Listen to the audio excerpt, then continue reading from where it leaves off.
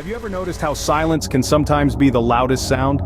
A hush has fallen over the home of our protagonist, a woman who finds herself alone. It's not the peaceful quiet one might expect, but an unsettling silence that seems to seep into every nook and cranny of her abode. In the hustle and bustle of everyday life, her home usually resonates with a symphony of sounds. The comforting hum of the refrigerator, the tick-tock of the grandfather clock in the hallway, the melodic chirping of birds outside her window. These are the sounds that give her home life, the sounds that make it familiar and cozy. But today, those sounds are absent. The refrigerator is eerily quiet. The grandfather clock seems to have taken a vow of silence. Even the birds outside seem to have flown away, leaving behind an eerie tranquility. It's as if the house itself is holding its breath, waiting, watching. Our protagonist initially relished the silence.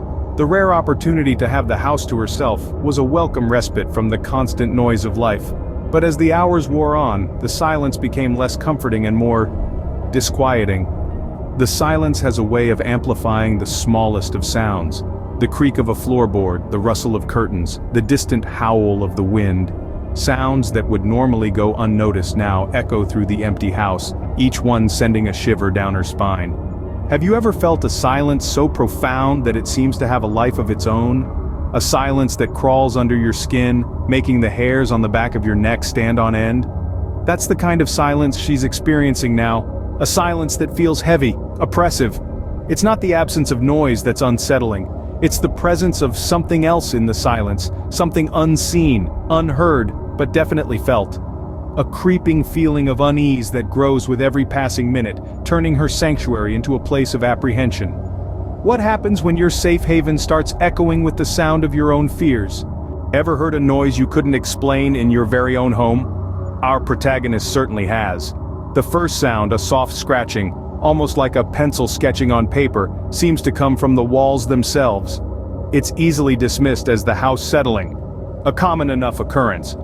The wooden structures creak and groan, contracting and expanding with the change in temperature. But the sound keeps persisting, a constant, unsettling whisper that seems to follow our protagonist around. Then there's a faint, rhythmic tapping noise, like someone gently knocking on a window pane. It's not the wind, not tonight. The air outside is still and quiet, as if holding its breath. It's a sound out of place, out of time, a rhythm that doesn't belong to this silent night. Yet it's there, insistently, almost patiently tapping away. And then a sudden thud, muted and distant, but undeniably there. It's as if a heavy book has been dropped on a thick carpet. The protagonist pauses, her heart pounding in her chest. The house is supposed to be empty. There are no pets to knock things over, no other people to drop things. She tries to shake off the creeping unease. Maybe it's just a branch falling on the roof or a bird flying into a window. But then, the most chilling sound of all, a low, droning hum, a sound that seems to seep into the very marrow of her bones. It's a sound that doesn't belong, a sound that's alien to the familiar chorus of the house.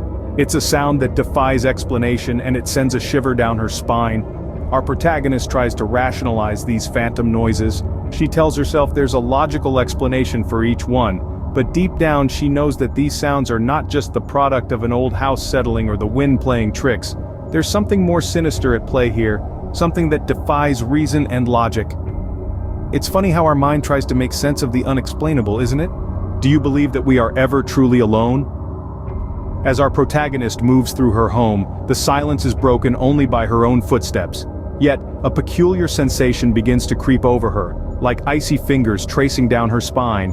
It's a feeling that's difficult to put into words, a sense that she isn't alone in the house. It's a sensation that we've all experienced at one point or another, when we're convinced that unseen eyes are watching us.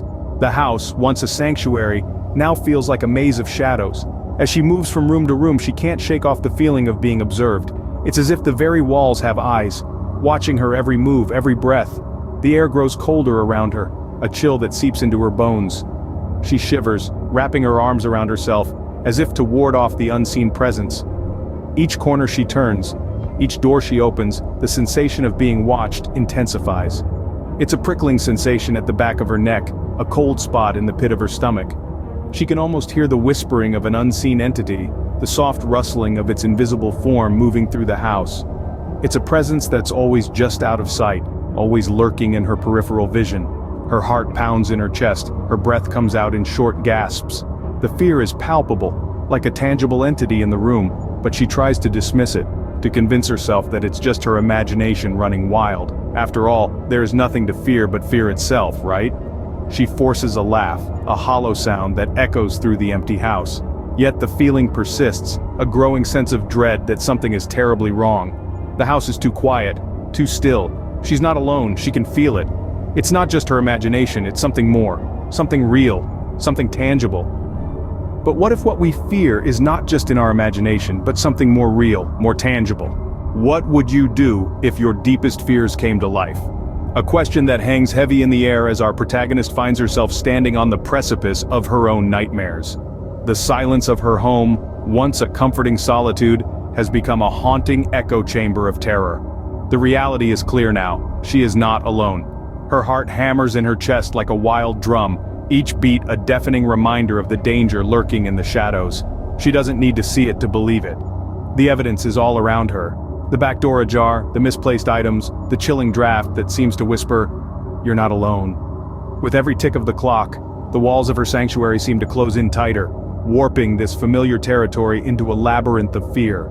Panic floods her veins, turning her blood to ice. It's the kind of fear that stops you in your tracks, that paralyzes you, that makes your mind race and your hands shake. In the face of this terrifying reality, she fights to keep her wits about her. She fumbles for her phone, her fingers trembling as they dance across the screen.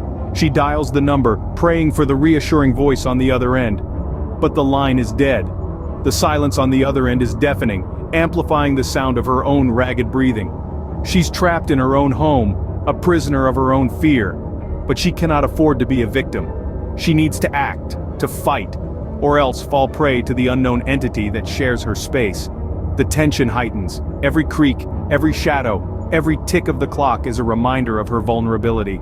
She musters the courage to move, to hide, to plan her next move.